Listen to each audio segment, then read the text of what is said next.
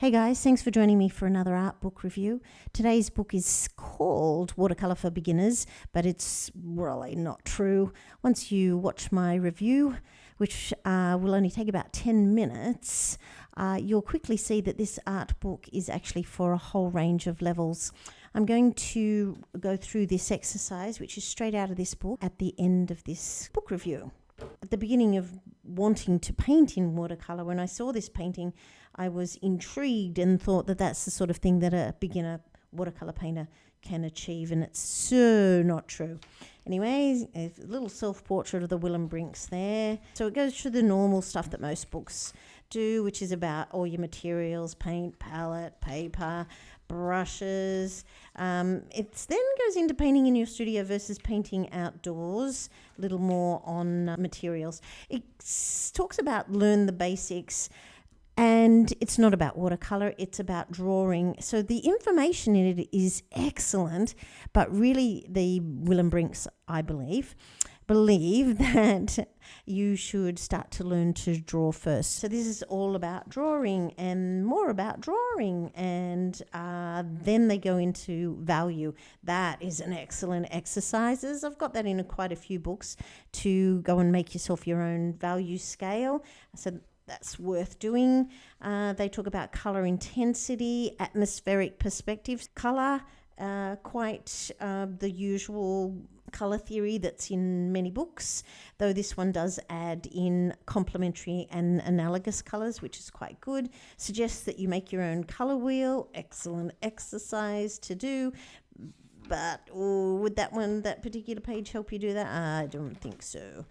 This is about composition, and this is really good. But it's about on plein air painting and how to reduce the scene down to decide what to put in your painting. And again, some really excellent tips. But this particular tip about avoiding tangents that's for advanced watercolorists. So that's why this book is not really for the beginner, but it does have great stuff for absolutely all levels. But a little bit more about drawing, and more about drawing and how to get your image transferred down. Then more about perspective. So, I put perspective in the drawing category. Now we come to some of the techniques, using your brushes, a little bit about wet on wet, flat washes, dry washes. Something's wrong. This is actually really cool. I love books that include a bit on what's gone wrong, and you can take your painting and look at this section of the book and compare the problems that you're having, and they've got a really great explanation about what might have gone wrong. So in that way, it's very good for the beginner. This is about negative painting, a bit about texture, splattering, plastic wrap. Lots of books have that sort of thing. A bit about framing, so that's a little bit interesting. So this page is all about negative painting, and to paint any of these 4 paintings on this spread using negative painting is seriously advanced. This is more of a beautiful example of a beginner's painting. Put a date on your painting, that's a bit interesting. And so then they take you through the exercise of painting this church, starting with the drawing, getting all the details in, negatively painting, then putting in the foreground. These steps are really excellent. But again, I really wouldn't put them in the beginner's category at all. This is a wonderful exercise. This is the one that I'm going to run through at the end of this book. Takes you through this. So brilliant for a beginner. You get this fabulous painting at the end of the exercise, and it doesn't involve anything that's highly skilled. Then they do the same exercise using negative painting, and the painting at the end, it's incredibly beautiful, uses a bit of salt. But again, that is so hard to do and make it look absolutely fabulous like they have done there. Painting flowers. This is a superb bit of information about ellipses and painting flowers. Nice little exercise there. Here's a nice one on boats. And this is excellent information. But again, it's about drawing. So really that's where they're... I'm just flipping through these ones. This is a great one to do for a beginner. This about composition, is that information is excellent, and about move it around the page. Still life example. Again, it's complex. It's not a beginner's exercise, but it is really, really, really good. Okay, and there's the DVD at the back of the book, which it's fine. I don't think I learnt anything. It's not boring. It's just not overly helpful. But I bought this book specifically because it said that it had a DVD at the end. Okay, let me show you how to, going back to the middle of the book, run through this exercise that starts with a wet and wet background. It's got beautiful colour suggestions, and I'm going to follow most of those suggestions, but not all. I'm going to put a bit of my spin on it, and I changed the tree dramatically to something that's a little more Australian because I am in Australia. The background is really simple and easy to do. Yellow, add red, then add purple. So they have a beautiful color combination suggestion.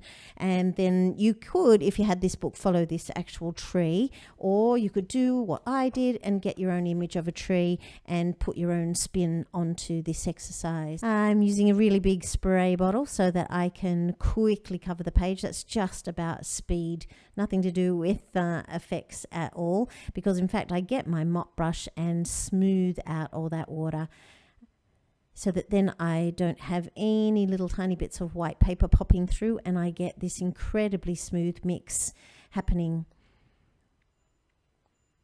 You can see on my palette that I've already prepared a puddle of alizarin crimson, and I had also prepared in the little well a puddle of cadmium yellow pale in fact. So you paint in stripes, big stripe of yellow, and you go straight in with the alizarin and you're mixing colour on the page. So you could mix it on the palette if you wanted to, but I just love that alchemy when the second colour comes down and mixes in on the page. And I love the way that one colour moves into another, and you'll find that that red is so going to dominate that yellow really, really quickly. I love that movement you can see there with the red pushing into the yellow. So because I don't want actual stripes on the page that you can see, I tilt my page and get all the paint to run into each other. I've done now steps 1, 2 and 3, and they recommend now that you add a bit of purple. The blue I'm adding in is cobalt blue hue, and I mix it with alizarin for a fabulous looking purple. I add the purple and are still doing stripes, but because I'm moving quite quickly, the page is still beautifully wet, and so when I lift and tilt the page, the purple gently floats into the other layers and you get a beautiful background that you can't tell was originally painted in stripes. I hold it on this angle for a little while, I reckon a couple of minutes, watching the paint flow from one stripe into another. I don't want to see any of the striations, but I don't want to lose any of the pure colour either. So it's just a matter of sitting with it and literally watching your paint dry, because it's starting to dry already, being watercolour. I really find this part relaxing just watching it. So I grab my hairdryer. This is actually a heat gun, and that speeds up the process so that I can move into the next step, which is to paint the tree on top. You really want it completely dry. That's one of the best tips I can possibly give you before you paint the next layer on top. You really get your control back. So you can see there I've gotten an image of my own. I have hundreds of images of trees. I absolutely love Australian trees, and every time I go anywhere I take lots of photographs. I'm going to be painting the tree trunks in a grey, and I'm taking that beautiful purple that I'd mixed with cobalt blue hue and alizarin, and then I'm slowly adding really small amounts of yellow. And I found that just adding it with my paintbrush was taking too long, so I grabbed a pipette there, sucked some up, and I am neutralizing that purple and turning it into a purple kind of grey. I'm using the mop brush to paint the tree trunk first, and I'm trying mostly to stare at my photograph and focus on where those beautiful branches go, the directions that they go. I'm using the belly of the brush for the really fat parts of the trunk and then reverting to the tip. So just moving the brush on to a taller angle, a more perpendicular angle, so that I get thinner marks towards the top of the branches. I do switch to a smaller brush in a moment too. You can see in that background that partly because I tilted the paper and partly because I got my heat gun out in time, that I have no backgrounds. So that makes that background look so incredibly beautiful. So I'm still painting with this neutralized purple, which is in fact a complementary grey. When you add purple to its complement yellow, it's referred to as a complementary grey. And if you get that balance just right, it is the most beautiful way to mix a grey.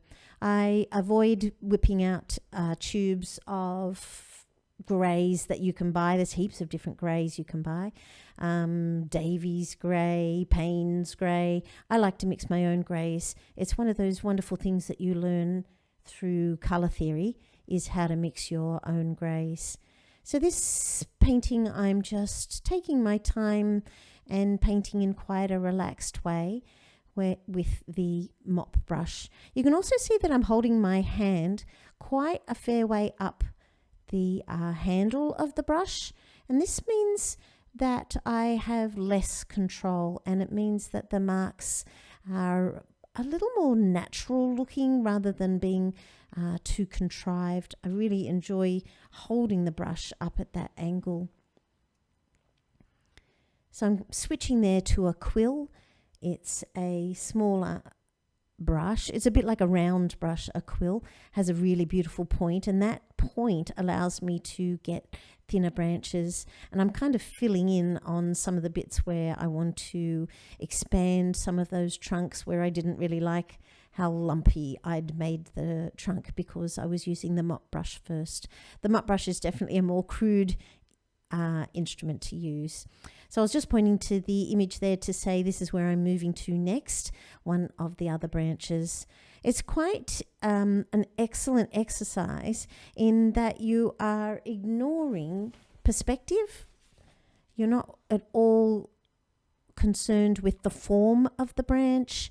You're just focusing on how to get that paint down without going over and over and over the trunks. So I'm trying very much to get the one stroke method. Go in, get the background layer down, and then try to not be over painting it. Having said that, you can see me overpainting it there, but that's really not the goal. Your goal is not to disturb the layer underneath. So this might be one of these examples where you kind of half ignore what I'm doing there, because your goal is not to disturb the layer underneath. Your goal is to get that layer of paint down, the second layer of paint down, and try not to go back and forth. Because once you paint the layer on top, you start to moisten the layer underneath. I think partly because the trunks are so dark, you won't be able to tell where I have disturbed the layer underneath. So that's probably why I'm getting away with it. Ideally, though, if you're painting a layer upon another layer of watercolor, you get that layer down and you don't go over and over it. Oh dear, I'm going over it again. I felt that it wasn't dark enough. I think because I'd allowed the mop brush just to run out, it wasn't dark enough. So I'm just going back into the wet trunk and adding more paint. The mop brush, the beauty of the mop brush is that it holds so much paint. You can just go and go and go without having to reload. And you can see me using the tip when I want to let some more of the paint go into the big trunk. It's important to remember at all times that this is an exercise. My latest mantra is that you are not painting a masterpiece. And I like to say that to myself, Marion, you're not painting a masterpiece, you're painting an exercise. You've got to take the pressure off yourself when you're painting, particularly in watercolor. It's really a skill that you need to practice over and over and over. I absolutely love watercolor for how much there is to constantly learn. I quite love that you need to practice and then you practice again. And if you paint and remember that this is just an exercise, you do take the pressure off yourself. At this point, I thought to myself, ooh, I wonder if I could give these trunks a bit of form. So I pick up the flat brush and I begin removing some highlight on the left-hand side of the trunks. And I quickly realized that I was painting an exercise. And even though you'll see me try for another second, I go back in and just paint back over where I lifted off. And I say to myself, this is just an exercise. Just enjoy painting this simple tree. I find that if you work on ways to take the pressure off yourself, then you can relax a little more, you enjoy the painting process more, and so often you get a better outcome. It's impossible to say whether or not the Willembrinks used a resource when they painted their tree, because they don't tell you in the exercise, but I do find that having an image to refer to really makes my any sort of painting, whether it's an exercise or not, it definitely makes my paintings look more convincing. I find that if I'm making trees up, just making it out of my head, those trunks would not have had those beautiful back and forths. I wouldn't have crossed over some of the trunks into the other trunks near so much. I just love having a resource to look at. I'm taking note there of the fact that the Willembrinks use sticks, as in really fine branches that came down into the bottom left-hand corner of the page, and I kind of thought about it and then went, nah, I think I'll stick to the image that I was working from.